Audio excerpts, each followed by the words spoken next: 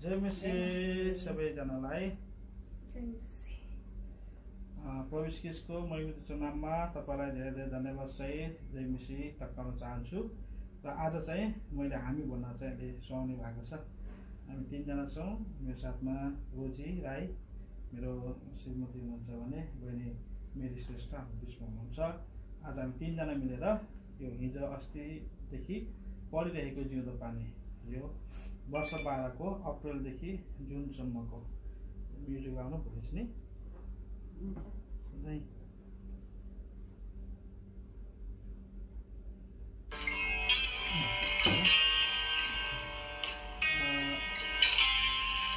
अस्तिदेखि हामीले पढिरहेका छौँ वर्ष 12 को अप्रिल जुन 2012 अङ्क 3 पुराणको चाहिँ 47। अस्तिदेखि हामीले पढेर लगभग 23 पेजसम्म चाहिँ पढिसकेका छौँ। आजदेखि हामी 24 पेजदेखि हामी पढ्नेछौँ है। यो पढ्नुभन्दा अगाडि तपाईँलाई सानो सूचना, अहिले हाम्रो जिउँदो पानी चाहिँ यो लकडाउनको कारण भनौँ अथवा हामी यो के भन्छ महामारी कारण भनौँ, हामी तपाईँहरूको समस्त सबै जिउँदो पानीलाई यो हालकति सबै पुऱ्याउन नसकेको कारणले गर्दा अहिले अनलाइनमा चाहिँ राखिएको छ। www.jiudopani.com तपाईँले टाइप गरेर वेबसाइटमा गएर पढ्न सक्नुहुन्छ। त्यसको लागि चाहिँ इन्भाइटेसन कोड चाहिन्छ। त्यसको लागि तपाईँहरूले आफ्नो प्रतिनिधि, जिउँदो पानीको प्रतिनिधि अथवा चाहिँ तपाईँले ब्याङ्कबाट गरेका जिउँदो पानीको एउटा संस्थापक मण्डली हो, त्यहाँ तपाईँले सम्पर्क गर्न सक्नुहुन्छ। त्यहाँ अहिले यो लाइभमा पनि माथि तपाईँलाई दिएको छ, त्यो अनुसार तपाईँले कन्ट्याक्ट गर्न सक्नुहुन्छ चाहनुहुन्न है। अब हामी ढिलो नगरिकन जिउँदो पानीलाई हामी पढ्न सुरु गर्नेछौँ। त्योभन्दा अगाडि हामी छोटो प्रार्थना गरेर परमेश्वरसँग सहायता माग्नेछौँ। तपाईँहरूले पनि हाम्रो लागि प्रार्थनामा याद गरिदिनुहोस् है त। हुन्छ, प्रार्थना गरौँ है। विश्वासयोग्य धर्मीय तिनै करुणामय परमेश्वर, धन्यको बढाइ गर्छौँ। तपाईँको महान प्रेम हामीप्रति भयो, हामीलाई छोड्नु भएन, त्याग्नु भएन, प्रशस्त आशिष अनुग्रह दिइकन आज हाम्रो सुरक्षा देखरेख गर्नुभएको कारणले गर्दा आज यसरी तपाईँको उपस्थितिमा हामी दिनता नमत भइकन तपाईँको छोरी रोजी अनि तपाईँको छोरी मेरीको साथमा मसुदरा तपाईँ ल्याउनु भयो, हामी धन्यवाद दिन्छौँ। अब यो जिउँदो पानी पढ्नको निम्ति आज हामीलाई थोरै सहायता गर्नु। 47 बङ्गाल अस्तिदेखि निरन्तर पढिरहेका छौँ। दुर्बल कमजोरतामा तपाईँले अनुग्रह गर्नुभएको छ, धन्यवाद दिन्छौँ। अब यसरी आज हामीलाई तपाईँले तयार गर्नुभएको छ, यसलाई पालो पालो पढ्नुपर्छ। तपाईँको आशिष अनुग्रह चाहन्छौँ, सहायता मात्रै गर्नुहोस्। प्रार्थना छ, विशेष प्रार्थना गर्छौँ। आज प्रभु यो पढ्दा हुँदै हाम्रो ओर्जीकोलाई तपाईँ सुन्नुहोस्, शुद्धता तपाईँले दिनुहोस्, असल ठिक प्रकारको उच्चारण तपाईँले हामीलाई दिनुहोस्, ताकि तपाईँको प्रिय जति पनि संसारभरि एक्लो अवस्थामा दुःख पीड चिन्तामा रहेका छन्, यहाँले सुनिकन आज प्रभु तपाईँको वचनलाई सुनिकन यहाँले शान्ति अनि उत्साह आनन्द अनि तपाईँको प्रभु मधुर वचनलाई सुनिकन एउटा आत्मिक जागृति काम भएका हुन्। प्रार्थनासँग चलाउँछौँ। अब यो जति पनि तपाईँको छोराछोरीहरू संसारको विभिन्न ठाउँदेखि यो इन्टरनेटको माध्यमबाट जोडिरहेका छन्, हामी प्रार्थना गर्छौँ यो इन्टरनेटको लागि पनि तपाईँले कुनै प्रकारको आज प्रभु यो अचम्मदेखि बचाउने काम प्रार्थनासँग चलाउँछौँ। हामीलाई पढ्नलाई तपाईँ आशिष अनुग्रह दिनुहोस्, तपाईँले आफ्नो उपस्थिति दिनुहोस्। प्रार्थना छ प्रकाश 1:3 अनुसार वचन हुँदैछ, जसले पढ्छ सुन्छ अनि यसलाई पालन गर्छ तिनीहरू चाहिँ धन्य हुन्, आशिषित हुन् भनेको तपाईँ योजना भनिएको छ। यस कारण प्रभु हामी पढ्नलाई अनि सुन्नेहरूलाई तपाईँले आशिष गर्नुभएको छ। पालन गर्न हाम्रो सहायता मात्र गर्ने काम प्रार्थना छ। अब तपाईँको आज प्रभु स्थितिमा मती 18 20 अनुसार तपाईँ हाम्रो बिचमा हुनुहुन्छ। यसै कारण सुरुदेखि अन्तसम्म आफ्नो उपस्थिति लिने कामसँग प्रार्थना गर्दै आज अन्धकार शक्तिलाई सामूहिक आत्मा मती 18 मती 16 अनुसार मान्छौँ सङ्ग भन्ने कामसँग प्रार्थना गर्दै धन्यवाद छोटो बिन्ती प्रार्थना प्रभु येशू मसीह पिता सुनि गर्नुहोस्। हुन्छ। अब यो 13 पेजदेखि होइन 23 पेजदेखि बहिनी रोजले पढ्नेछ यो पुराण 47 को।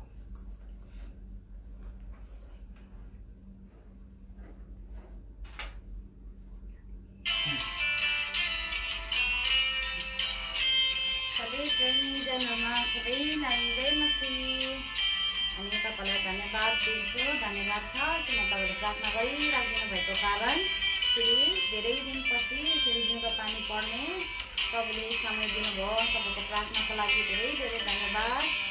अब उत्कृष्ट प्रकारले बुझ्ने प्रकारले अनि प्रभुको महिमा हुने प्रकारले पढ्नुको निम्ति प्रार्थनामा याद गरिदिनुहोस् है सबैलाई। जय मसीह। र मेरो जिउँदो पानीको आजको भागको शीर्षक चाहिँ रहेछ अनुग्रह र व्यवस्था है। लेख्नुहुने चाहिँ रहेछ एमबी राई है। अनि हाम्रो सुरु गर्दैछु। अनुग्रह र व्यवस्थालाई सबै मसीहहरूले राम्ररी जानेको हुनुपर्छ, किनभने यी दुईलाई हेर्दा झन्डै एउटै देखिन्छ औ जम्ल्याहरू जस्ता पनि, तर वास्तवमा यी दुई एक अर्काको विपरीत हुन्। व्यवस्थाले भन्छ दाँतको साटो दाँत, तर अनुग्रहले भन्छ शत्रुलाई पनि प्रेम गर। अनुग्रहलाई सरल भाषामा भन्नु हो भने असीम दया हुन्छ। भयंकर अपराधी घोषित भएको मर्नै पर्ने व्यक्तिले क्षमा पाउनु अनुग्रह हो। अनुग्रहको अघि दण्ड छैन। व्यवस्था मोसाबाट लेखियो, तर अनुग्रह र सत्यता ख्रिस्ट यीशुबाट आयो। यूहन्ना 1:17। सूर्यको किरणमा 4वटा रश्मि हुन्छ। यी 4 ज्योति सूर्यबाट पृथ्वी जलाउने प्रकारले आउँछ, तर 200 माइलसम्म खिचिएका हावाको तरेनीले यताउता अल्मलाएर अन्तमा यसको सबै विनाशकारी तत्त्वलाई भिटामिन र प्रोटिन जस्तो स्वास्थ्यलाई लाभ गर्ने तत्त्वमा परिणत गर्छ। हावाको तरेलीले सूर्यको ज्योतिलाई फाइदापूर्ण बनाए झैं अनुग्रहले पनि व्यवस्थाको कडापनलाई नरम पार्छ। बाइबलको यूहन्ना 8:1-11 पदसम्म हामी अनुग्रह र व्यवस्था विषय राम्रो उदाहरण पाउँछौँ। एकजना व्यभिचार गर्दै गरेकी स्त्रीलाई मानिसहरूले पक्रेर प्रभु येशू कहाँ ल्याउँछन् र सोध्छन्, गुरुज्यू, यो स्त्रीलाई व्यभिचार गर्दै गर्दा पक्रेका हौं र व्यवस्थामा यस स्त्रीलाई ढुङ्गाले हिर्काएर मार्नुपर्छ। तपाईँ के भन्नुहुन्छ? प्रभु यीशु जो व्यवस्थालाई पूरा गर्न आउनु भएको भन्नुहुन्छ। ठीक हो, तिमीहरू मध्ये जो पाप रहित छ त्यसले पहिले त्यसलाई ढुङ्गाले हानोस्। जब उहाँले निहुरेर भुइँमा लेख्नुभयो, विचारहरू एक पछि अर्को गर्दै पापको कायल हुँदै घरतिर लागे। प्रभु यीशुले ती स्त्रीलाई भन्नुभयो, हे नारी, तिमीलाई दोष लाउनेहरू कहाँ छन्? कसैले तिमीलाई दोषी ठहराएनन्? त्यसले भनी, कसैले पनि ठहराएन प्रभु। अनि यसले भन्नुभयो, म पनि तिमीलाई दोषी ठहराउँदिन। जाऊ र अबदेखि पाप नगर। यसरी व्यवस्थाको झटारोलाई अनुग्रहले उपचार गरेर दयामा परिणत गरेको सुन्दर उदाहरण हो। जुम्ल्या जस्तो भएकोले मसीहहरूले आफूलाई व्यवस्थामा छ कि अनुग्रहमा छ भुलिहाल्छन्। दोस्रो कोरिन्थी 3:13-16 मा यस्तो लेखिएको छ, अनि मोसाले जस्तो होइन जसले मेचिएर जाने कुराको अन्त इजरायलीहरूले डेक लगाएर हेर्न नसकुन् भनी आफ्नो अनुहारमाथि घुम्टो हालेका थिए। तर तिनीहरूका मनहरू अन्धा पारिएका थिए, किनकि आजको दिनसम्म पनि पुरानो नियम पढ्दा त्यही घुम्टोले ढाकिरहेकै हुन्छ। त्यो घुम्टो ख्रिस्टमा हटाइन्छ।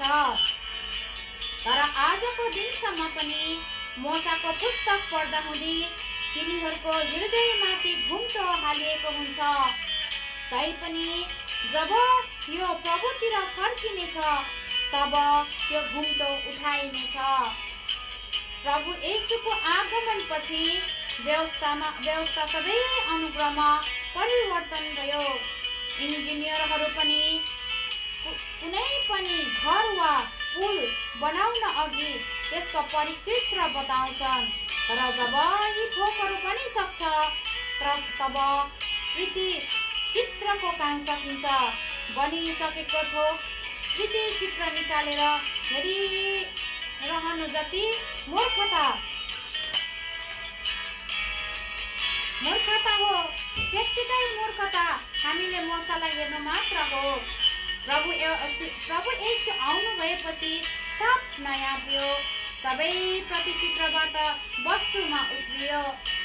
बाइबलको पुरानो नियम पनि नयाँ नियमको परिचित्र हो र नयाँ नियम आइसकेपछि पुरानो नियमलाई उदाहरणको निम्ति मात्र हेर्न सकिन्छ।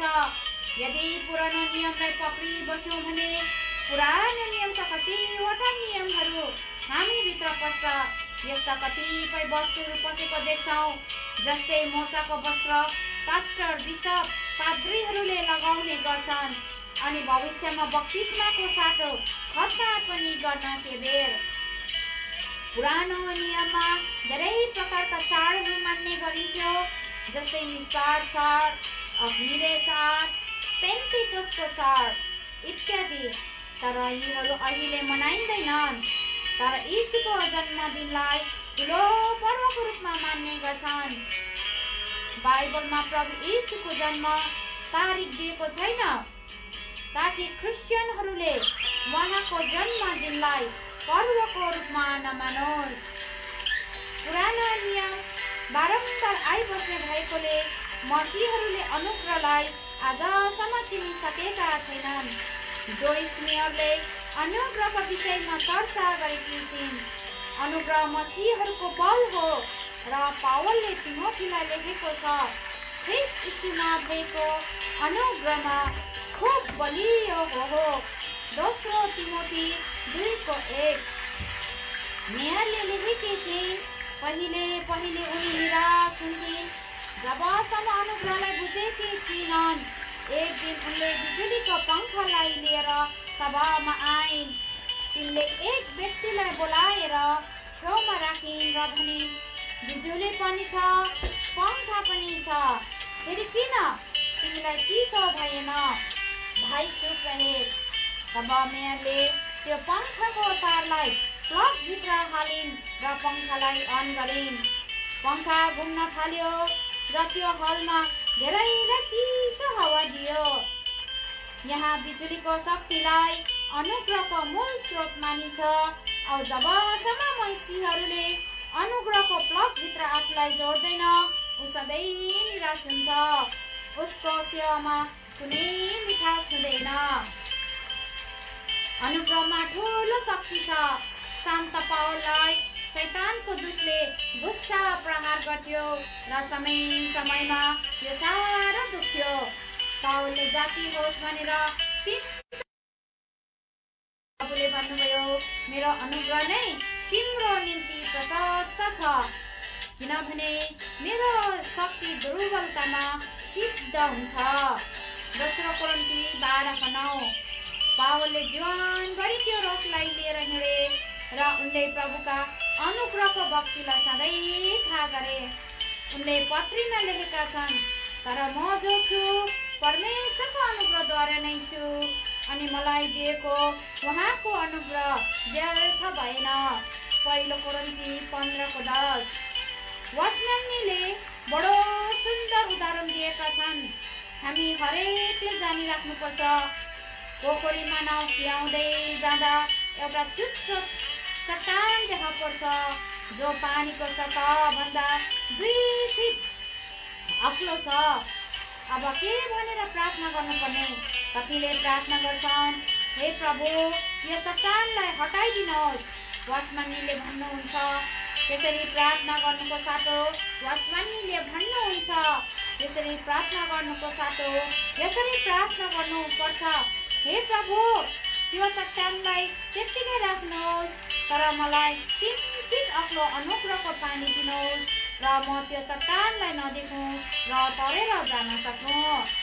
अनुग्रहमा यस्तो बल वा शक्ति हुन्छ औ हामीलाई सबै अवस्था भएर जाने क्षमता दिन्छ। अनुग्रहले सबै दुःख पीडलाई पनि मेटिदिन्छ, किनभने यसले हामीलाई सबै अवस्थामा जाने क्षमता दिन्छ। सन्त पावलले आफूले भोगेको दुःखको वर्णन दोस्रो कोरिन्थी 11:23-29 मा राम्रै बताएका छन्। 39 कोरी 3 पल्ट कोरा खाए, ढुङ्गाले हानिए, खेदोमा परे, चढेको जहाज चकनाचुर भयो, तर पनि ती सबै परिस्थितिमा प्रभुबाट अनुग्रह पाए। यसरी अनुग्रहमा बढ्ने जीवन हो हाम्रो जीवन। तिमोथीलाई पावलले लेख्छ, ख्रीष्ट यीशुमा भएको अनुग्रहमा तिमी बलियो बन। दोस्रो तिमोथी 2:1। जब हामी अनुग्रहलाई भुल्छौँ तब हामी व्यवस्थातिर ढल्कन्छौँ र नराम्रो भागले निसासिन्छौँ। अनुग्रह झन्डै आशीर्वाद जस्तो हो।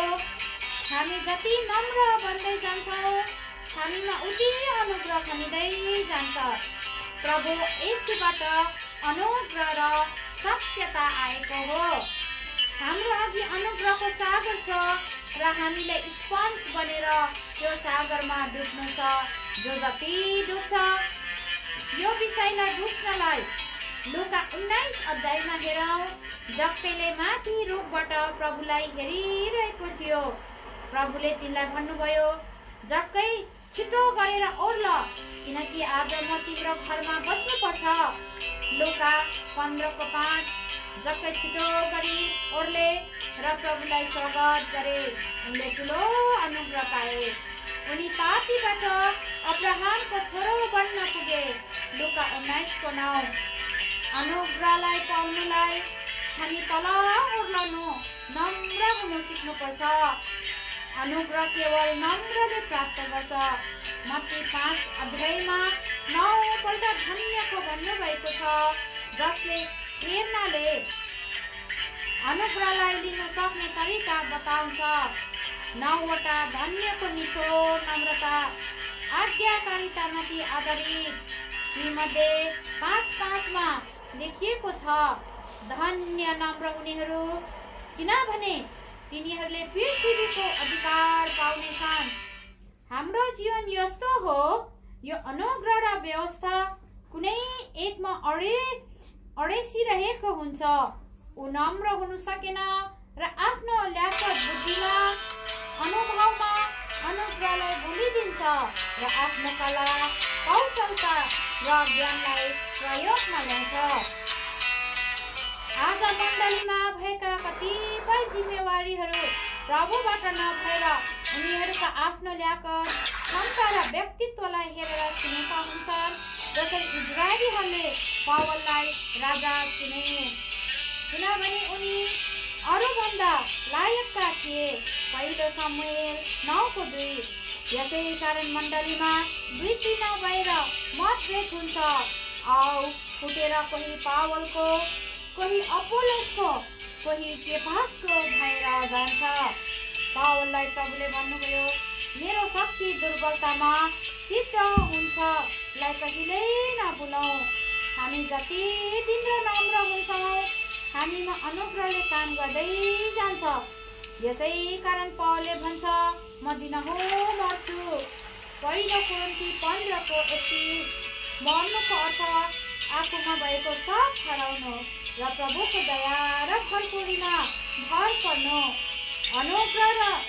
अनुग्रह यस्तो शक्ति हो जसले हामीलाई जयवान, फलवान र सिद्ध बनाउँछ।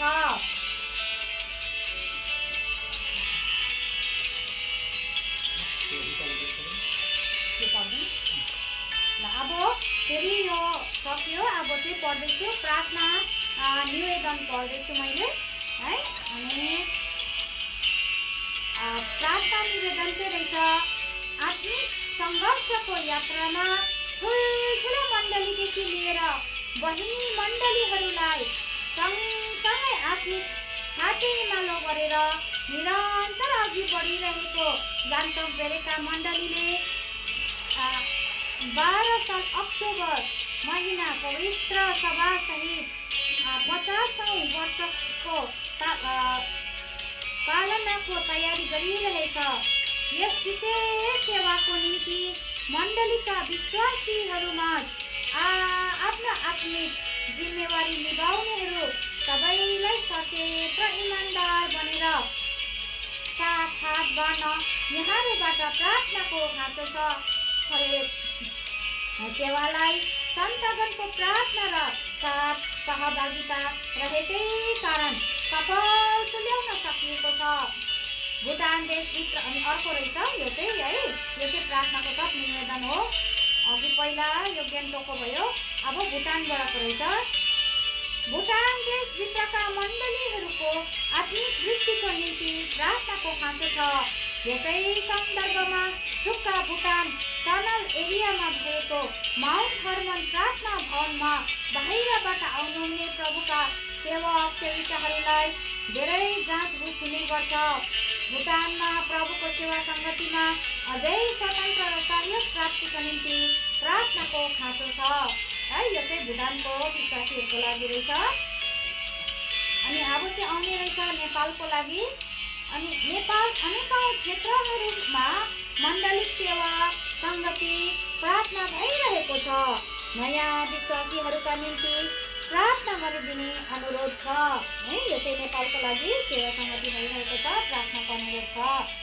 अनि अब फेरि अर्को प्रार्थनाको छ, यो चाहिँ गुवाहाटीको लागि रहेछ। धेरै जग्गाहरूमा प्रार्थना भवन निर्माण सम्बन्धमा कार्य भइरहेको छ। त्यसमध्ये गुवाहाटी नाचरथ प्रार्थना भवनको निम्ति प्रार्थना गरिदिने निवेदन छ है। यो चाहिँ भयो गुवाहाटीको। अब फेरि पनि अर्को रहेछ बिरामीहरूको लागि रहेछ, राम्रोसँग सुनिदिनुहोस्। सबै रोगी बिमारीहरूको चङ्गाइको निम्ति प्रार्थना गरौँ। तीमध्ये जयगाउँ माम्रे प्रार्थना भवन अनि एल्सदाईसित जडित पूर्व समय सेविका बहिनी सारा अनि सेविका रहेछ, पूर्ण सबै सेविका बहिनी सारा अनि माउन्ट कृष्ण दार्जिलिङकी सेविका बहिनी बिना सुब्बाको स्वास्थ्यको निम्ति प्रार्थना गरिदिने निवेदन छ है। यो भयो बिमारीको लागि। अब रहेछ गुड फ्राइडेको लागि सुसमाचार प्रार्थनाको लागि रहेछ। अनि यसचोटिको गुड फ्राइडेको अवसरमा व्यापक मात्रामा सुसमाचार प्रचार भएको छ। प्रभुले दिएको वचन सुसमाचार गवाईको रक्षा भनिदिउन् भनी प्रार्थना गरौँ। र प्रार्थनाको क्रममा मुख्य मण्डलीको साप्ताहिक सूचनाहरूको अनुसार सधैँ प्रार्थना गरिरहौँ है। अब मैले मेरो पाली सकेँ। अब बहिनी मेरी आउनु है।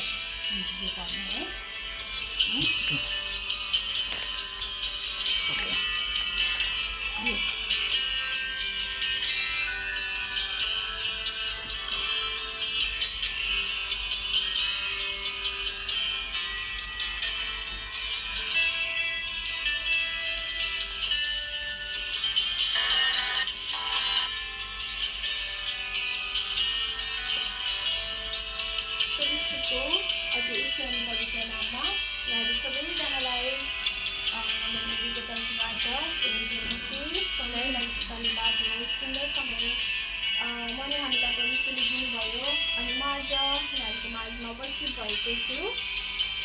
जिउँदो पानी पिएर उपस्थित भएको छु।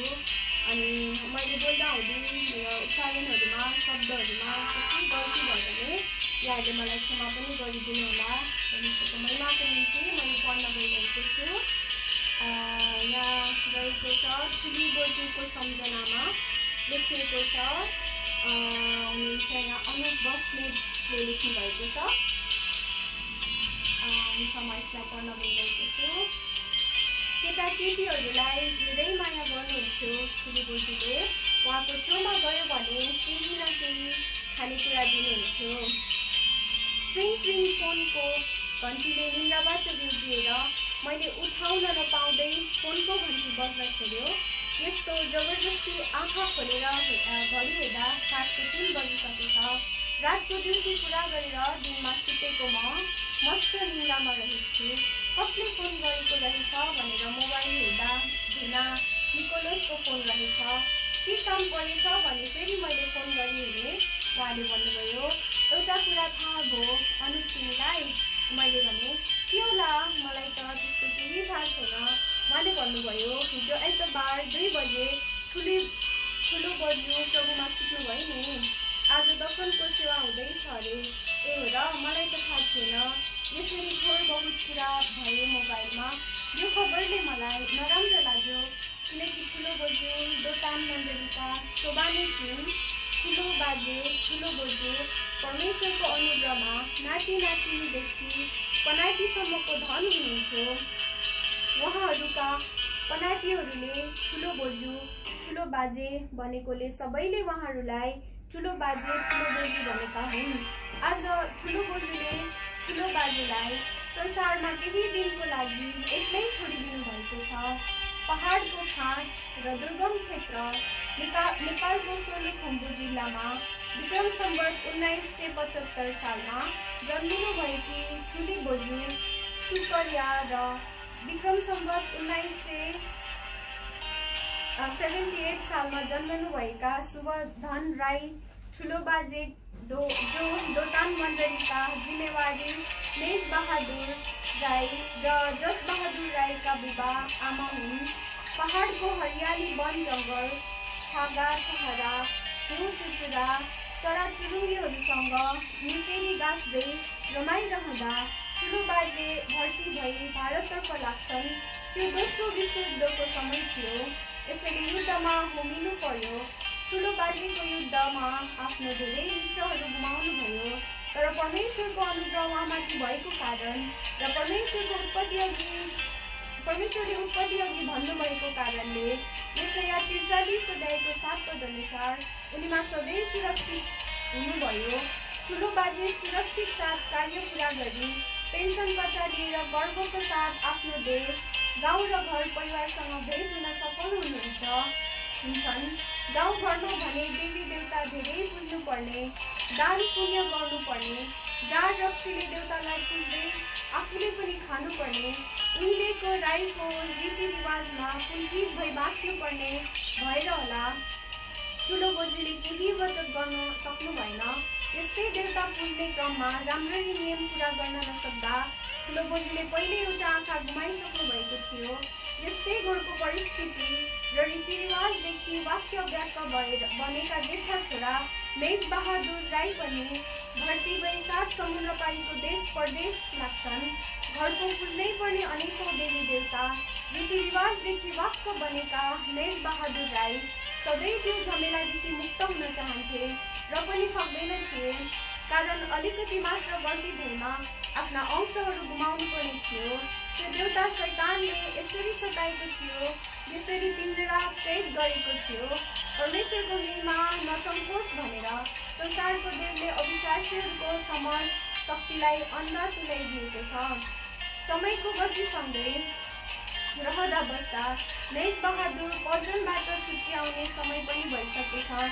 छुट्टीमा घर आएको समयमा झापाको दुधे भनिने ठाउँमा आइसकेपछि फेरि पल्टनमा फर्किएको समयमा पनि उसलाई मुक्तिकै खोजिरहनुहुन्थ्यो। यसरी मुक्ति खोज्दै भौतारिँदै पल्टनमै काठमाडौँको तिमोथी राईसँग भेट हुन्छ। उहाँले नै मेज बहादुरलाई सेवामा डोराउने ख्रिस्टको विषयमा बुझाउने काम गर्नुभयो। हे सबै बोझले दबिएको, म कहाँ आओ, म तिमीहरूलाई विश्राम दिनेछु। मत्ती 11:28। आफूले चाहेको खोजेको कुरा पाउँदा कसलाई जे खुसी लाग्दैन र जब उहाँले प्रभु येशूलाई पाउनुभयो र त्यो रीति शैतानिक बन्धनबाट छुटकारा पाउँदा तर उसलाई केही समय स्वर्ग पुगेको अनुभव भयो अरे। मेज बहादुर राई नेपाल फर्किएको समयमा हतारिँदै यो कुरा आफ्नो आमा बाबुलाई सुनाउनु हुँदा उनीहरू त ज्यादै डराउनु भएछ। कतै फेरि त्यो शैतानले हामीलाई कानो खोरन्दो त बनाउनु हुन, ज्यानै पनि जान सक्थ्यो। तर बाबा आमाले आफ्नो छोरामा आएको परिवर्तन ख्याल गर्दै जानुभयो। उहाँहरूलाई पनि विश्वास लाग्दै गयो अनि देवता पुज्ने केही नियमहरू पुरा गर्न छोड्दा पनि उहाँहरूलाई केही नहुँदा उहाँहरूमा पनि विश्वासको मुना पलाएर फर्कन थाल्यो, पक्रन थाल्यो। साँच्चै प्रभु येशू नै महान प्रभु हुनुहुँदो रहेछ भन्ने बाबा आमा र सब परिवारले विश्वास गर्नु पुगे र यसलाई सबैले ग्रहण गरे। विश्वास गर्नु अघि उहाँहरूले बाख्राको बर्तेउला छुँदा पनि मुख बङ्गाउँथ्यो, सापै हुनु पर्थ्यो। तर परिवार विश्वासी भएपछि उहाँहरूले बाख्रा पालेर बाख्राको मासु खाँदा पनि केही भएन। साँच्चै परमेश्वर सामर्थ्य हुनुहुन्छ। महाराजाहरूका राजा र प्रभुहरूका प्रभु हुनुहुन्छ। नेपालमा पञ्चायती व्यवस्थाको कठोर शासन भएको समयमा यो परिवार विश्वासी थियो। सेवा सङ्गतिको लागि एभेन्जर तरहरा धाउने गर्थे। त्यो समयमा कसले सोचेको थियो र यो परिवारबाट मण्डली खडा हुँदैछ भनेर। पहाडको खोजको मान्छे मलाईमा येशूलाई ग्रहण गरौँ। झापाको दुधैमा परमेश्वरको मण्डली खडा हुनु पुग्यो। परमेश्वरको कत्रो ठुलो योजना। आज ठुला बोजू र ठुलो बाजेको प्रार्थना र मेहनतले यत्रो मण्डली दिनुभयो। म काम गर्नेछु, मलाई कसले रोक्न सक्छ? यसैया 43:13 परमेश्वरले पुरा गर्नुभयो। राईहरूको त्यो देउता चेली पछ्याउने देउता भएकोले मेरो बोजू र आमा पनि पीडित थिए।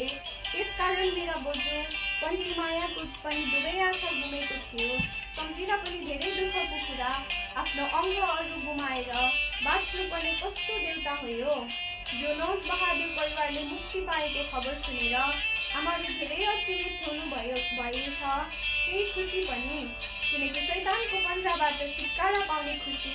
मधेस गरेपछि मेरा आमाहरूले पनि यसलाई ग्रहण गर्नुभयो।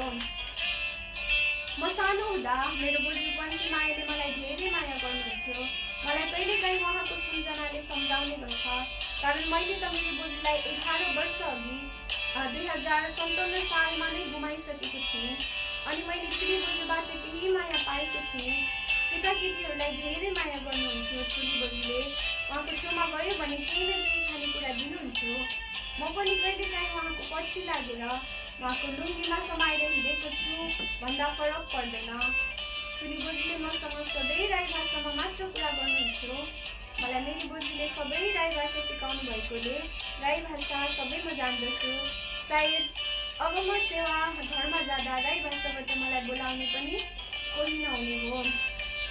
त्यस समय मलाई धेरै दुःख लाग्नेछ। यस्ता वृद्धहरूलाई हामीले गुमाउनु भनेको हामीले एउटा इतिहासलाई गुमाउनु हो। यस्ता वृद्धहरूको सेवा गराई, बलिदान र उहाँहरूको सत्य र जीवित साक्षीहरू हामीले कहिल्यै बिर्सिनु हुँदैन। उहाँलाई नै बिर्सिदिए कसरी जीवित साक्षीहरू समेटेला र? उहाँहरूकै सेवा गराई र जीवित साक्षीहरूले हाम्रो मनोबल बढाइरहेको हुन्छ। सबैको ख्याल गर्दै, सबैलाई जगाउँदै, सबैलाई प्रेरणा र सान्त्वना दिँदै, स्वर्गीय देशको भागीदारी हुने लक्ष्यका साथ सबैलाई उत्साह दिने दुतान मण्डलीका ठुली बोजू आज 94 वर्षको उमेरमा विक्रम सम्वत 2068 साल पौष 17 गते 25 डिसेम्बर 2011 आइतबार शरीरमा हामी सबैबाट बिदा हुनुभयो। पल्टनको कथा सुनाउनुहुन्छ र परमेश्वरको महान योजनाका रहस्यहरू देखाउनुहुन्छ। आजभोलि उमा पनि धेरै कमजोर हुनुभएको छ। यो परमेश्वरमा सम्झना र प्रार्थना बाहेक के नै गर्न सकिन्छ र? दुतान मण्डलीले आज ठुली बोजूलाई गुमाएको छ। फेरि पनि परमेश्वरले हामीलाई यस्तै सेवा सङ्गतिमा डोर्याउने, टाढा नदिने मङ्गलमय शुभकामना साँच्चै बोजूहरू दिएका हुन्। दुतान दिदी नेपाल, हाल दोहा कतार। यहाँ एउटा कविता जस्तो छ, म यसलाई पढ्नेछु। आत्मिक बनिँदै जाउँ। यहाँ हुनुहुन्छ लेखक भाइ थोमस रसाइली, लोबालोन प्रार्थना भवन, लमसुङ, म्याग्दी, नेपाल भनेको छ। आत्मिक बनिँदै जाउँ। मन र तिमी बन मित्र, प्रभुले उच्च पार्नेछन्। फुल क्रिस्टको बन मित्र, सुवास उनले छर्नेछन्। गरिब बन आत्मामा मित्र, स्वर्गको राज्यमा राज्य गर्नेछौ। हृदयमा शुद्ध हुनु मित्र, परमेश्वरलाई तिमीले देख्नेछौ। नुन तिमी बन मित्र, अरूले स्वाद चाख्नेछन्। जति तिमी बन मित्र, समाधान माथि राख्नेछन्। धन्य हौ तिमी ख्रिस्टको नाममा निन्दित हुन्छौ भने, धन्य हो तिमी ख्रिस्टको सिपाही जे बनी दुःख उठाउँछौ भने। शोक तिमीले गर्यौ भने सान्त्वना तिमीले पाउनेछौ। मेलमिलापमा तिमीले रह्यौ भने परमेश्वरको जन भनिनेछौ। सबैलाई प्रेम गर मित्र, ख्रिस्टको मन राखेर।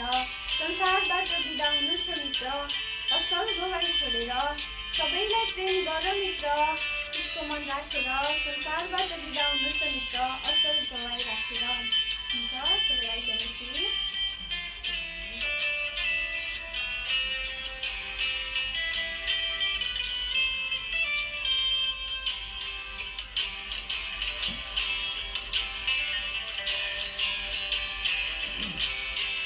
हस्, फेरि पनि जय मसीह।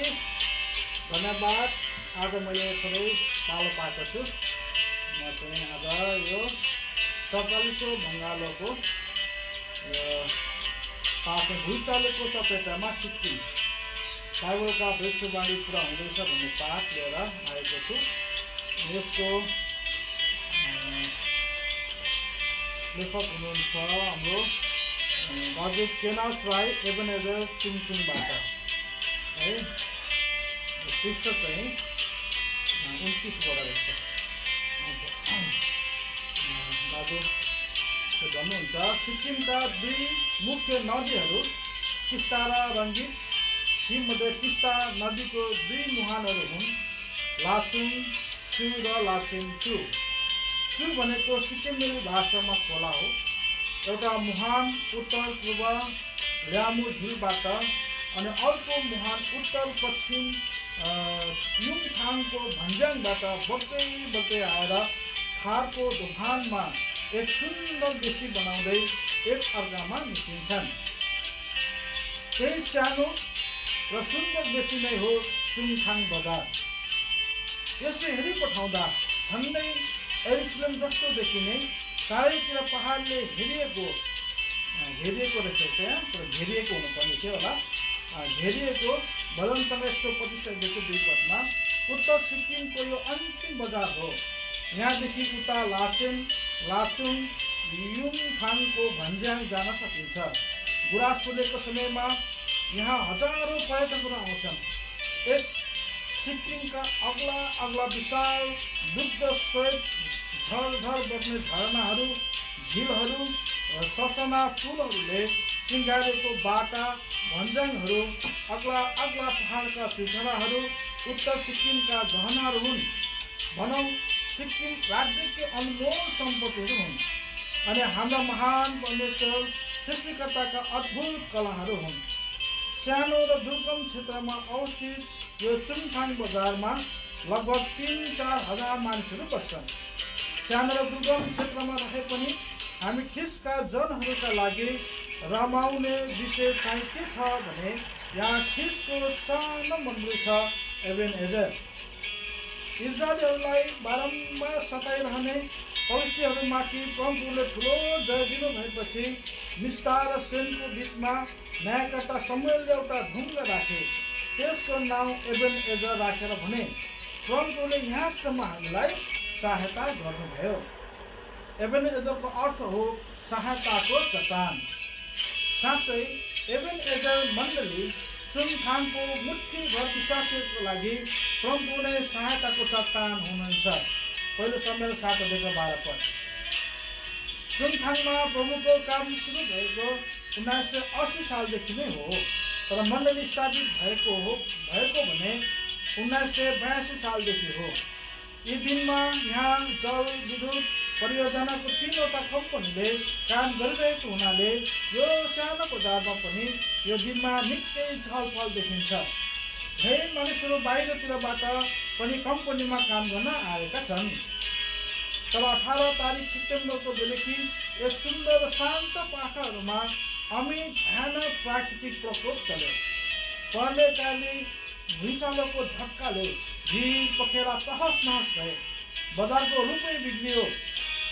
धेरै ज्यान मालको नोक्सान भयो। यसको साथसाथै एबेनेजरको फुलबारीबाट प्रभु येशूले एउटा सुन्दर फुल कसैले नदेखि टपक्कै टिपी लानुभयो, जसको विवरण म तपाईँहरूलाई दिँदैछु। बाइबलमा अन्तिम दिनका चिन्हहरूको विषयमा प्रभु येशूले मत्ती 24:7 यसो भन्नुभएको छ, किनभने जातिको विरोधमा जाति र राज्यको विरोधमा राज्य उठ्नेछ र ठाउँ ठाउँमा अनिकाल र भुइँचालो हुनेछ। यी कुरा 18 सेप्टेम्बरको साँझ 6:15 जाँदा सिक्किममा अचरज पुरा भयो। त्यो दिन आइतबारको दिन रमाइलो घमाइलो थियो। बजारमा मानिसहरू आवत जावत गरिरहेका थिए भने यता एबेनेजरमा ज्ञानी नानीहरूको सन्डे स्कुलको सेवा सकेर दिउँसो आराधनाको सेवाको लागि विश्वासीहरू भेला हुन लागेका थिए। एबेनेजरवासीहरूले सधैँ आफ्नो प्रभुको चरणमा समय बिताएपछि ठिक 3 बजेतिर सेवा सिद्धियो। सेवापछि टाढो नजिकको सबै विश्वासी आफ्नो घरतिर लागे। हामी 6-7 जना दाजुभाइहरू चाहिँ सरसल्लाह बातचित अनि प्रार्थनामा केही ठाउँ बितायौँ। यसमा हाम्रो प्यारो दाजु आशा पनि हुनुहुन्थ्यो। दाजु अब्राहमको घर नजिकै हुनाले प्रार्थनापछि सबै दाजुको घरमा गई चिया खाँदै गफसफ गऱ्यौँ। त्यसपछि दाजु आशा र दाजु बेन्जामिन टाढा जानुपर्ने हुनाले उहाँहरू आफ्नो घर रङमातिर लाग्नुभयो। हामी पनि सबै छुट्यौँ। चुङथाङ बजारमा अरू मानिसहरू आफ्नो आफ्नो धुनमा मस्त थिए। घडीमा 6:15 भएको थियो। अचानक ठुलो झट्का साथ जमिन हल्लिन थाल्यो। तत्कालै बिजुली बत्ती झ्याप्प निभ्यो। घोर अन्धकारको बिच 20-25 सेकेन्ड जति भयङ्कर भुइँचालोको झट्का गइबस्यो। चारैतिर अन्धकार, बिचमा हाहाकार मचियो। डर र त्रासमा कहालिएको भयङ्कर आवाज र होहल्ला मात्र जहीँ तहीँ सुनिन थाल्यो। सुरक्षित ठाउँमा पुग्न मानिसहरू जहीँ तहीँ तोड्न थाले। रात पर्दै आएकोले झन् समस्या बढेर गयो। बाटोमा मोबाइल फोन बालेर मानिसहरू पुगिरहेका थिए। मात्र 20-25 सेकेन्ड आएको भुइँचालोले सबै सर्वनाश पारिदियो। अझै केही हुन सक्ने सम्भावनाले मानिसहरू सडकतिर मैदानतिर जम्मा भएका थिए। नानीहरू रोएको आवाज छुटाटै आइरहेको थियो। सबै मानिस डरले थरथर काटिरहेका थिए। म पनि मेरी पत्नी र 2 छोरीहरूलाई लिएर बाहिर निस्के। हाम्रो पनि हालत त्यस्तै थियो। दाजु अब्राहमको घरतिर दौडिन गए र दाजुलाई जोडले बोलाउन थाले। केही उत्तर आएन। घरमा तारा झुन्डिएको रहेछ। म हतार फर्किँदै थिएँ। दाजु ओबदिया एबेनेजरतिर कुदेर आउँदै हुँदै रहेछ। अतालिँदै आएर दाजुले तिमीहरू ठिकै छौ, नानीहरू ठिकै छ भन्ने एकै साथमा सोध्नुभयो। यतिकैमा दाजु कुमार प्रधानको परिवार पनि आइपुगे। त्यसपछि हामी अँध्यारोमा मोबाइल बालेर सबै विश्वासीलाई खोज्न हिँड्यौँ। विश्वासीहरू सबै छपष्ट भएका रहेछन्। चुङथाङको सानो बजारमा पनि सबै वरिपरिका विश्वासीहरू दाजु अब्राहमको घरमा भेला हुन 1.5 घन्टा लाग्यो। सबैको अनुहार डर र त्रासले पहेँलो भएको थियो। सबै अतालिएका थिए।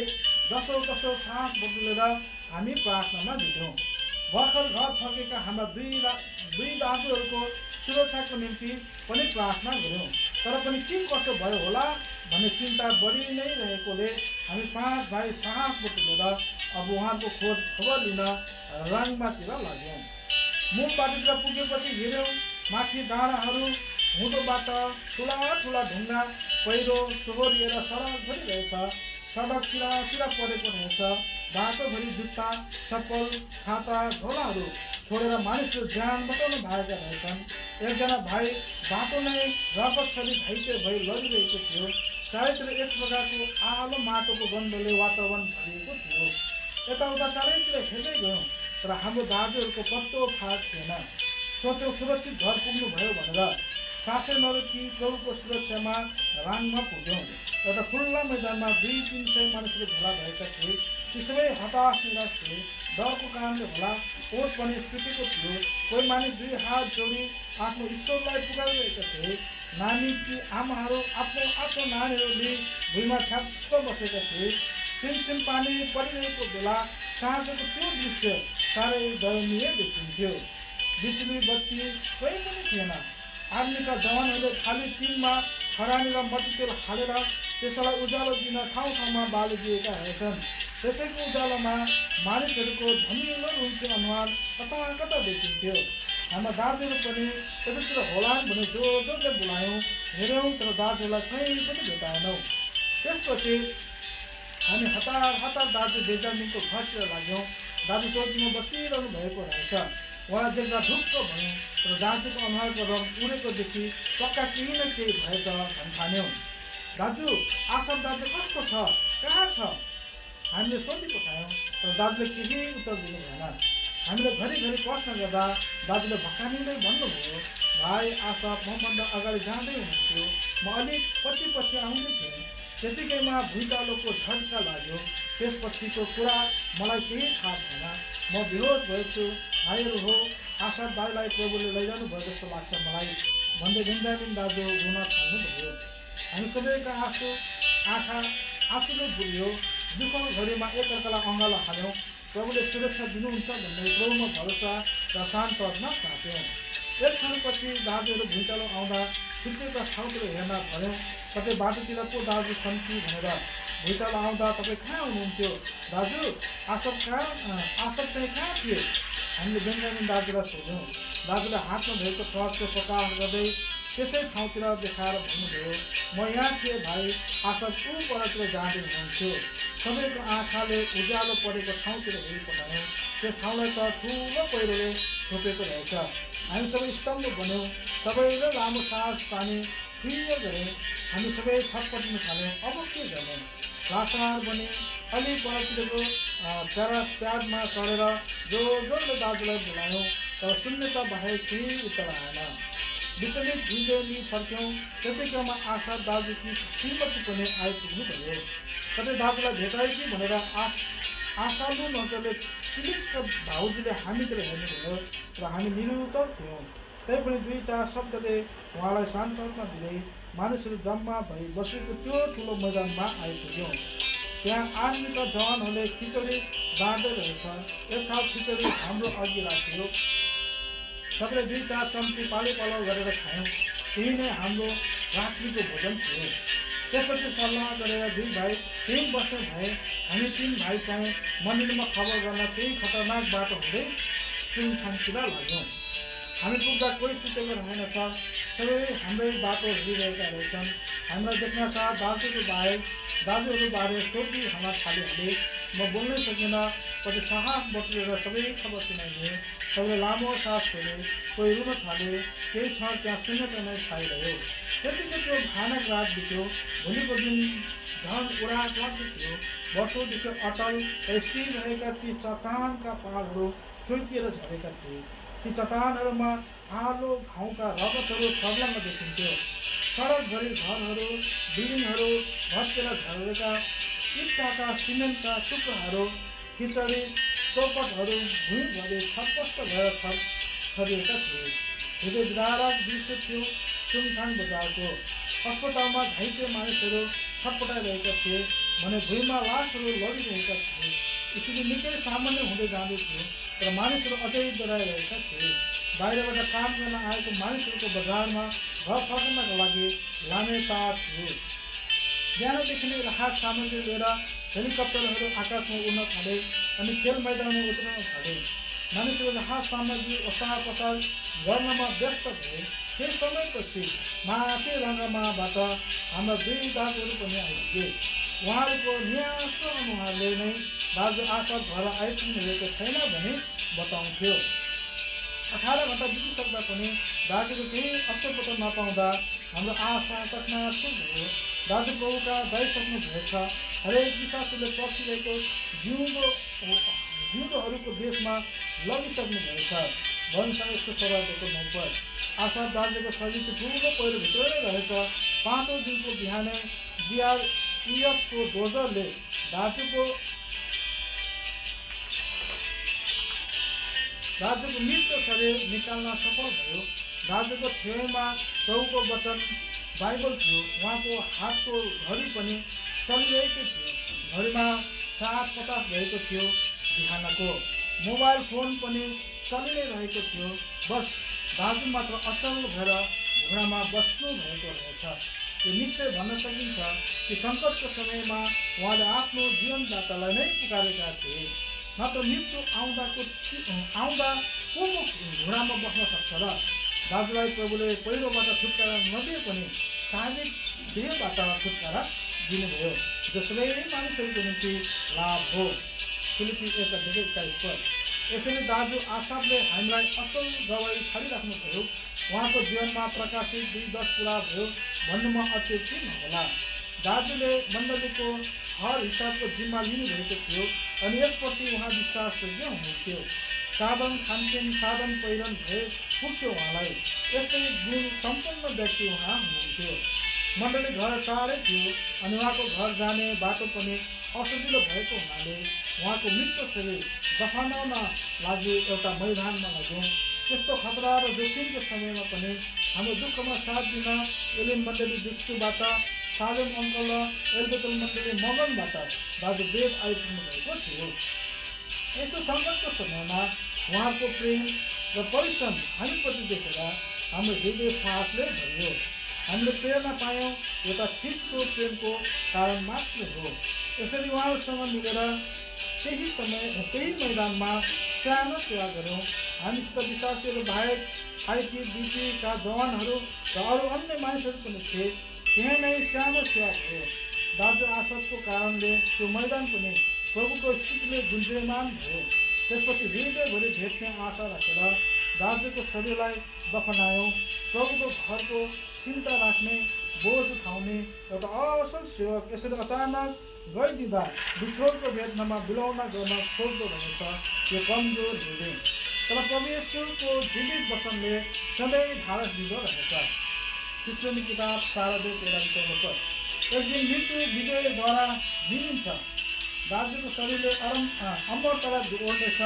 प्रभुको प्रतापमै आगमनको ध्वनिले दाजुलाई दिल छाएर आकाशमा प्रभु कहाँ लानेछन्।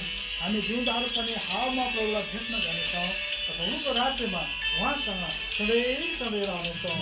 पहिलो क्रिस्चियनकी 4:15-17 सम्झना प्रिय दाजुलाई भेट म के चढाउँ? हत्केला नै मृत्यु छ त श्रद्धाञ्जली के चढाउँ? जिउँदो पानी जीवनसँगै जीवित उम्मङ आत्मिक जोस लगाई दिने तिमी जिउँदो पानी। उँधो होइन ख्रिस्टसँग मिलाउनलाई उभो गर्ने तिमी जिउँदो पानी। दोष मानिदिने हृदयलाई सठिक दर्शन दिने तिमी जिउँदो पानी। पापले ओइलाएको आत्मिक जीवनलाई हराभरा बनाइदिने तिमी जिउँदो पानी। निरन्तर बगिदिन्छौ जस्तै खडेरीमा पनि तिमी जिउँदो पानी। स्वर्गीय आशाबाले चाहिँ लेख्नुभएको जिउँदो पानीको बारेमा सानो लेख लेखेको रहेछ है। यी माथिका सुन्दर कविता हाम्रो प्रिय स्वर्गीय दाजु आशा भाइको हो। उहाँले जिउँदो पानी खोजी किनेर पढ्नुहुन्थ्यो। हामीसँग हुँदा उहाँले जिउँदो पानीका सबै अङ्कहरू सञ्चय गरेर राख्नुहुन्थ्यो। यसो भन्थे, मैले पढ्ने फुर्सद पाएन भने पनि पछि मेरा नानीहरूले यी जिउँदो पानी पिउनेछन्। उहाँको यो छोटो कवितामा जिउँदो पानीप्रति उहाँको स्वच्छ माया र कामना झल्किएको छ। 18 सेप्टेम्बरमा आइतबारको साँझ ठुलो भुइँचालो आयो। यसको चपेटमा परेर धेरै मानिसहरूले ज्यान गुमाए। हाम्रो प्रिय दाजु पनि तीहरूमध्ये एक हुन्।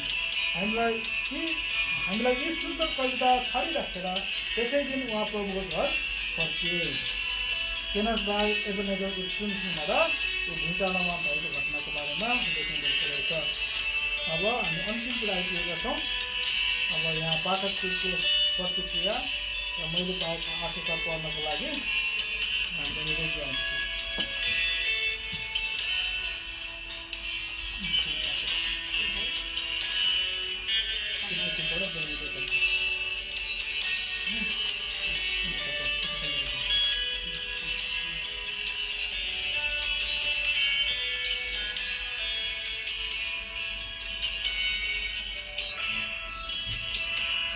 फेरि पनि सबैजनालाई जय मसीह है। फेरि पनि अब मैले एउटा रहेछ कविता मैले पाएको आशिष अनि एउटा चाहिँ पाठक प्रतिक्रिया रहेछ। दुईवटा बजेर यो दुईवटा पढ्दैछु म अनि प्रार्थनामा याद गरिदिनुहोस् अझै पनि है। ल यो चाहिँ रहेछ मैले पाएको आशिष शीर्षक रहेछ कविता। अनि यो चाहिँ लेख्नु भएको रहेछ दिदी ग्रेस फोन कोटी हावा कलसी पश्चिम नेपालबाट लेख्नु भएको रहेछ। मैले पाएको आशिष है। अनुग्रहद्वारा उद्धार पाए, पापको क्षमा पाए, धर्मी ठहरिएर खडा भए, साहससँग अनुग्रहको सिंहासनमा आए। अनुग्रहद्वारा खाँचोको समयमा सहायता मैले पाएँ। अब अनुग्रहद्वारा अघि बढ्नु छ र अनुग्रहलाई बलियो गरी मैले पक्रिराख्नु छ। राजाद्वारा चुनिएको सिपाही रहेछु। अनुशासन र समर्पण जीवन जिउनु छ। हतियार बोकी शत्रुको सामना गर्नु छ। दुःख सहेर मृत्युको लागि तयारी हुनु छ। मुकुट पाउनलाई नियम बमोजिम धीरजसँग खोलबाजी गर्नुपर्ने। फल खानलाई बाँझो भूमिलाई जोत्नु। गलाती 5:22 पद अनुसारको फल आफैमा हुनु पर्दो रहेछ। हाम्रो हृदयलाई जोत्नु पर्ने रहेछ। दवाईको जीवन जिउनु छ। संगति प्रार्थना अध्ययन गर्दै दिनहुँ बढ्नु छ। स्वर्गीय वचन खटाएर झुटो शिक्षादेखि होसियार रहनु छ। सुसमाचारको जाल लिएर नबिसाई समुद्र रूपी संसारमा हान्नु छ। ख्रिस्टको दास पत्रस तिमोथी पावल झैं असल लडाई लड्नु छ। मालिक ख्रिस्ट प्रभुको काम लाग्ने भाँडो बन्नु छ। क्रोधको भाँडोलाई दयाको भाँडो बनाऊ प्रभु येशूको अनुग्रहमा। यो कविता रहेछ। अब अर्को चाहिँ म पढ्दैछु पाठक प्रतिक्रिया है। चाहिँ रहेछ निशानातिर रहेछ। अनि शिला राई एनजिओ सूर्यनगरबाट रहेछ है। पाठक प्रतिक्रिया। विशेष आज म परमप्रभुलाई धन्यवाद दिन चाहन्छु कारण म तुच्छले पनि यस जिउँदो पानी पत्रिका मार्फत आफ्ना शब्दहरू पहिलो पटक समावेश गर्न सके। प्रभुलाई धन्यवाद होस् कारण हाम्रो जस्तो सानो मण्डली एन्टियोक सूर्यनगरले पनि जिउँदो पानीका लहरहरू बग्ने अवसर पाएको छ। जिउँदो पानीका लहरहरू बग्न थालेको पनि धेरै समय बितिसकेछ। मैले पढ्न थालेको पनि जिउँदो पानी पत्रिका धेरै वर्ष भइसक्यो। तर आज पहिलो पटक मात्र मैले कलम चाल्ने जमर्को गरेको छु। यसमा मलाई परमप्रभुले नै सहायता पुर्याउनु भयो किनकि यो जिउँदो पानी पत्रिका पढेर यसमा भएका गवाही लेख रचना वचनहरू पढेर मैले पनि आफ्ना आत्मिक जीवनलाई परिवर्तन गर्ने मौका पाएकी छु। मेरो भोको प्यासो हृदयलाई तृप्त पार्न सफल र यस जिउँदो पानी पत्रिका मेरा लागि प्रेरणाको स्रोत बन्न पुगेको छ। यसरी नै सदैव जिउँदो पानी पत्रिका एक जिउँदो पानी सरह बगिरहनु म जस्तो व्यक्तिहरूको प्यासी भोको हृदयलाई तृप्त पार्दै जानु। सुक्खा पाखो जमिनमा सिंचित गर्दै जानु। प्रभुमा सदैव अगाडि बढिरहनु। सदैव बगिरहनु निशानातिर। अनि अर्को सानो रहेछ पाठक प्रतिक्रिया। यो चाहिँ साउथ कोरियाबाट दाजु टाइटस शर्माले लेख्नु भएको रहेछ। तपाईहरूले विदेशमा भएका मण्डलीहरूलाई जिउँदो पानीका वितरण सूचीहरू अघि राखिदिनु भएको भए हामी खुसी हुने थियौँ र सबै अङ्कहरू समयमै पढ्न पाउने थियौँ। साउथ कोरियाबाट टाइटस शर्मा है। मेरो पाठ चाहिँ अब सक्यो। अब आउँदै हुनुहुन्छ बहिनी मेरी। यो स्वर्गीय योजनाको अन्तिम पाठ होला यो है।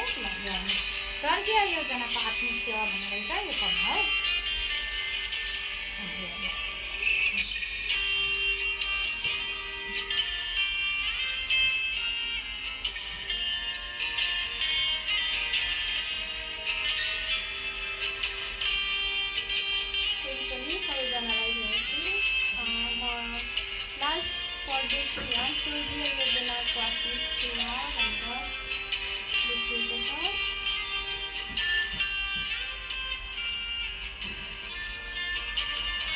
सन् 2011 को अक्टोबर 25 देखि 29 अर्थात् 2068 कार्तिक 8 देखि 12 सम्म निर्धारित विशेष आत्मिक सेवा विस्तार प्रार्थना भवनमा नेट स्थापना करिब 11 वर्षमा हाम्रा मुक्तिदाता प्रभुले पुरा हुन दिनुभयो। जुन सेवा गर्न हामीहरू मनको इच्छामा तयारी रहे तापनि दुईवटा कार्यभार हाम्रो सामु ज्वलन्त थिए। एक, प्रभुको इच्छा थाहा गर्नु। दुई, आर्थिक, भौतिक तथा नैतिक जिम्मेवारी पुरा गर्नु। यस सेवामा उपस्थित भइदिन र समस्याहरूप्रति प्रार्थना गरिदिन देश विदेशमा रहेको मण्डलीहरूलाई पत्र मार्फत अवगत गराएका थियौँ। सेवा घरको लागि पानीको होल खन्नुको लगाउमा सेवा गर्न प्रभुको इच्छा भएको पहिलो सङ्केत आफ्नो दासद्वारा गर्नुभएको थियो। यस जग्गामा पानी खन्दा आएको खण्डमा प्रभुको इच्छा रहेछ भन्ने थाहा गरिनेछ भनी दासले सङ्केत माग्नु भएको रहेछ। पानी आए तापनि धेरै माटो पाइप धसाएको कारण पानी भासिएपछि अर्मल्यौँ। सेवा गर्ने ठाउँमा पण्डाल लगाउने, तरबार लगायत कामहरू पुरा हुँदै थिए। हामी यति ठुलो सेवा कसरी गर्न सकौँला भन्ने चिन्ता गर्थ्यौँ। एक्कासी चारैतिर छरिएर रहेका आफ्नो मण्डलीहरू र जनहरूबाट हाम्रा प्रत्येक गति कमी र समस्याहरूलाई सब प्रकारले सहयोग गरी प्रभुले पुरा गरिदिनुभयो। यसको अलावा आधार गीत र नयाँ गीत एल्बम स्वर्गीय योजना नामकरण गरिदिएको द्वारा पूर्ण प्रभुको इच्छा सेवा गर्नुभएको स्पष्ट भयो। यी कामका लागि सहयोग पुर्याउने, प्रार्थना गरिदिने र उपस्थिति दिनेलाई आदेश गर्नुहुने सामर्थ्य प्रभुलाई धन्यवाद टक्राउँदै गर्दा अक्टोबर 25 हाम्रा दैलोमै आइपुग्यो अनि सेवा सुरु भयो। भारतबाट यसैलाई कालिम्पोङ, माउन्ट मोरिया, मङ्पू, हेब्रोन, लखनऊ लगायत पूर्व नेपाल, काठमाडौँ र पश्चिम नेपाल गरी जम्मा 47 मण्डलीहरूको जमघटमा करिब 1600 जनहरूको उपस्थित रहेको थियो। आशिषको रूपमा 61 जनाको बत्तिस्मा भयो भने चितवनको मानीमा थप एक मण्डली खडा गरी निष्पक्ष प्रार्थना भवन, नवलपरासीका पहलमान दाजु र स्कुल प्रार्थना भवन, वालिन्की बहिनी सरिता थापाको क्यान्सर र जन्डिसको कारण कोमामा रहेकोले प्रार्थना गरिदिनु हुन भन्ने खबर हामीसम्म आएकोले हामी सबैको प्रार्थनाको उत्तरमा सायद 2 दाजु बहिनीलाई प्रभुले स्वर्गमा लैजाने निश्चय गरिसकेको मनलाई पनि बदलिनु भएको गवाई सेवा समाप्तिको लगातै 2 दाजु बहिनी प्रभुमा सुतेको अवस्थाले दिएको थियो। म आफ्नो सबै पहाडहरूलाई बाटो तुल्याउनेछु र मेरा राजमार्गहरू उच्च पारिनेछन्। यसैया 49:11 जो आधार वचनद्वारा आफ्नो अभिषिक्त दासहरूलाई माध्यम बनाई हामीहरूलाई आफ्नो प्रतिज्ञाको बारेमा प्रकाश गर्नुभयो। वचनको आधारमा 7वटा पहाडमा 7वटा बाटाहरूको प्रबन्ध गरी आफ्नो जनहरूलाई आफैसँग उच्च स्थानमा राख्न चाहनु भएको कुरा दर्शाउनुभयो। 7 पहाडहरू, पद 7 बाटाहरू। पहाडहरू 1 मा दिएको छ अरारत पहाड, उत्पत्ति 8:4, उद्धारको बाटो भनेर दिएको छ। 2 मा छ सियोन पहाड, यसैया 2:2 र 3 पद, पवित्र शास्त्र अनुसार चल्ने बाटो, पवित्र स्थानमा जाने बाटो। 3 मा दिएको छ हर्मोन पहाड, यसैया 2:3 पद, पवित्र स्थानमा प्रवेश गर्ने बाटो। 4 मा छ होरेब पहाड, प्रस्थान 3:15 पद, पवित्रताको बाटो छ। अनि 5 मा रहेको छ कार्मेल पहाड, प्रस्थान 3:12 पद, सेवाको बाटो। 6 मा दिएको छ मोरिया पहाड, उत्पत्ति 22:2-5सम्म, उपासना र बलिदानको बाटो। अनि 7 मा दिएको छ जैतुन पहाड, दोस्रो पत्रुस 3:9 पद, हिब्रू 2:3 पद र यसैया 49:8 पद, प्रभु येशूको दोस्रो आगमनको बाटो भनेर दिएको छ। साथै वचन दिनुको लगाउमा यस प्रतिज्ञाद्वारा पहाडी भेगमा आफ्नो कामलाई बढाउन चाहनु भएको कुरा पनि दासको गवाईबाट नष्ट गर्नुभयो। मण्डलीहरूको सुझावमा हामीले कतिपय वरदान भएका जनहरूलाई जिम्मेवारी सुम्पेका पनि थियौँ, तर पनि काम गर्न र प्रभुको आशिष हात पार्न सबै आतुर देखिन्थे।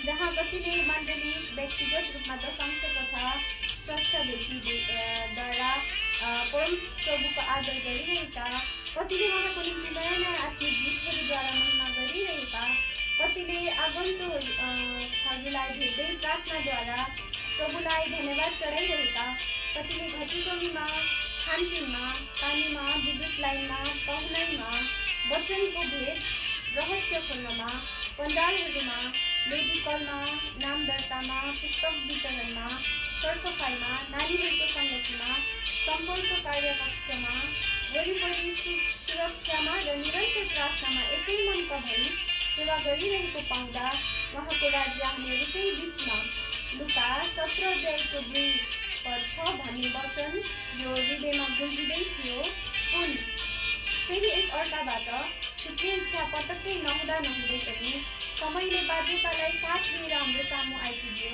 हामीलाई अतुलनीय प्रेम गर्ने प्रभु र उहाँका जनहरूलाई सहयोगीको लागि बल्ल तल्ल धन्यवाद ज्ञापन गर्दै गेटमा नानीहरूको विदाई गीत खन्किन सुरु गर्यो।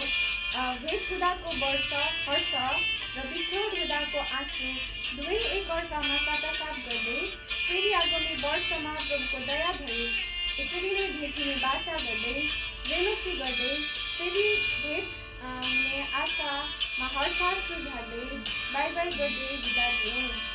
प्रस्तुता भुवन बराल, बिस्त्रा प्रार्थना भवन, गर्जेडी 1 पश्चिम नेपाल भनेर दिएको छ।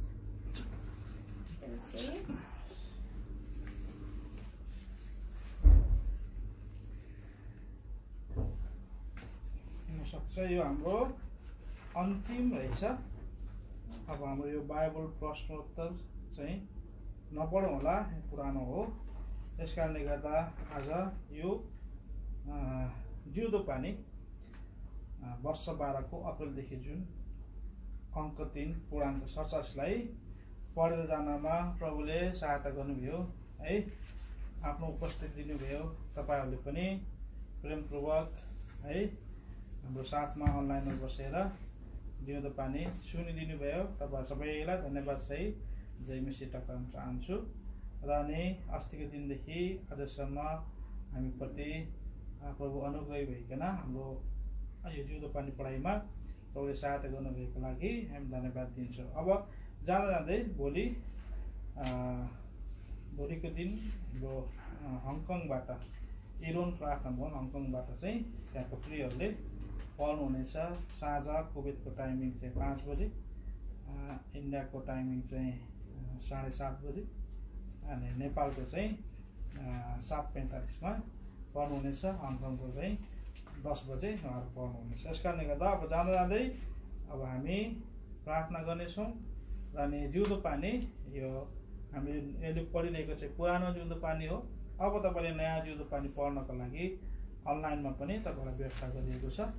अनलाइनबाट तपाईँले www.jiudopani.com गरेर पढ्न सक्नुहुनेछ। त्यो पढ्नको लागि तपाईँले सदस्यता लिएको हुनुपर्छ। सदस्यता लिँदा हुँदै इन्भाइटेसन कोड र अनि यो के अरे तपाईँको एजेन्ट भनौँ अब प्रतिनिधिले तपाईँलाई एउटा कोड दिनेछ। त्यो कोड अनुसार तपाईँले रजिस्टर गरेर त्यहाँ तपाईँले पढ्न सक्नुहुनेछ। हुन्छ, अब प्रभुको इच्छा भयो भने आउने दिनहरूमा फेरि तपाईँको सामु हामी यसरी नै जिउँदो पानी अनलाइन रिडिङमा फेरि आउने नै छौँ। आजलाई हामी बिदा चाहन्छौँ। बिदा जानुभन्दा अगाडि हामी छोटो प्रार्थना गरौँ है त। ल, विश्वासयोग्य धर्मी अति नै करुणामय परमेश्वर तपाईँको बढाइ गर्छौँ। तपाईँ विश्वासयोग्य हुनुहुन्छ, धर्मी हुनुहुन्छ। आज हाम्रो हरेक अवस्थामा, हाम्रो हरेक परिस्थितिमा हामीलाई सहायता गर्नुहुने, सुरक्षा गर्नुहुने, हाम्रो हरेक आज परिस्थितिमा तपाईँ सलगोठालो भइकन आज वनसँग आज 23 अनुसार तपाईँ हाम्रो सलगोठालो भइकन हाम्रो मृत्युको तराईमा हिँड्नु परे तापनि तपाईँ हाम्रो ढाल किल्ला अनि हाम्रो संरक्षक भइकन आफ्नो करुणा कृपाहरू निरन्तर हाम्रो साथमा बेला 3:22-23 अनुसार तपाईँले दिनु नवीकरण गरिराख्नु भइकन गर्दा यर्मिया 31 पद अनुसार अनन्तको प्रेमले हामीलाई प्रेम गरिकन आफ्नो विश्वासयोग्यतालाई कायम राखिकन तपाईँ परिवर्तन नभइकन हामीलाई प्रेम गर्नुभएको कारणले गर्दा आज यसको तपाईँको उपस्थितिमा आइकन तपाईँसँग बिन्ती प्रार्थना गर्ने अनि जिउँदो पानी अनलाइन पढ्ने हाम्रो सहायता पनि भयो। स्वचालित बङ्गाललाई अस्तिको दिनदेखि आज हामी पढ्नमा सहायता पनि भयो। पढाइमा कति दुर्बलता भए कमजोरता भए आज हामी ठिक प्रकार उच्चारण गर्न सकेनौँ, ठिक प्रकारले पढ्न सकेनौँ। तपाईँले हामीलाई क्षमा गर्नुहोस्। जतिजना सुन्नेछन् यहाँलाई अनुग्रह गर्नुहोस्, बुझ्ने तपाईँले यहाँलाई ज्ञान मात्र दिनुहोस्। जतिजना सुने यहाँलाई त आशिष दिनुभएको छ, हामी धन्यवाद दिन्छौँ। अब भोलिको दिनदेखि 3 दिन फेरि 48औं बङ्गालो आज प्रभु इरोन प्रार्थना भवनबाट तपाईँको छोराछोरी हङकङबाट पढ्नुहुनेछ। यहाँको अनुग्रह हामी चाहन्छौँ, यहाँलाई तपाईँले सहायता गर्नुहोस् प्रार्थना छ। अनि जति यहाँ आज यो अब रेकर्ड गरिएको छ आज यसमा पनि तपाईँको प्रियहरूले सुन्न सकुन् प्रार्थना छ। अब यो जिउँदो पानीलाई यसरी नै दिन प्रतिदिन आज बढ्दै जानुपर्छ, बढाउँदै लानुपर्छ। आज मण्डलीमा एउटा आशिष कान हुँदै जानुपर्छ। तपाईँ सबैलाई जागृतिको आत्मा मात्र तपाईँ दिनुहोस् प्रार्थना छ। जिउँदो पानीलाई माया गर्दै यसको आत्मिकी अनि आज प्रभु जो यात्राहरू छन् आज हाम्रो पारिवारिक जीवनमा, व्यक्तिगत जीवनमा, मण्डलीको जीवनमा आज जिउँदो पानीले पुरा गरिएको छ। यसरी नै पुरा गर्नको सहायता मात्र गर्ने कामसँग प्रार्थना गर्दै अन्धकार शक्तिलाई साथमा तपाईँ बाँध्दै अब बाँकी जीवन बाँकी समय हात मिलाउँदै धन्यवाद छोटो बिन्ती प्रार्थना प्रभु येशू मसीह नाममा सुनिसुनि गर्नुहोस्। आमेन। प्रवेश कृष्ण अनुग्रह परमेश्वर पिताको प्रेम पवित्र आत्माको संगति बीचमा सारा विश्वको बीचमा अनि यो जिउँदो पनि परेको साथमा आजको सदा सर्वदा एकसाथ बनिरहेका हौँ। आमेन। धन्यवाद सबैजनालाई। हाम्रो दुर्बलता कमजोरतामा तपाईँहरूले हामीलाई क्षमा दिइसक्नु भएको छ। फेरि पनि हामी क्षमा माग्छौँ, हामीलाई क्षमा दिनुहोला। आउने दिनहरूमा अलि राम्रो प्रकारले हामी पढ्ने कोसिस गर्नेछौँ। हुन्छ, अब जाँदै सबैजनालाई फेरि पनि जय मसीह।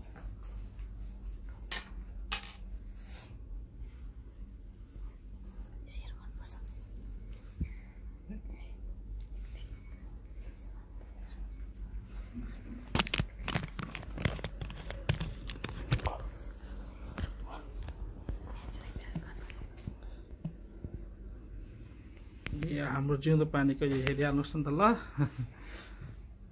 जिउँदो पानीको हामीले पढ्नको लागि डेकोरेसन गरेको है।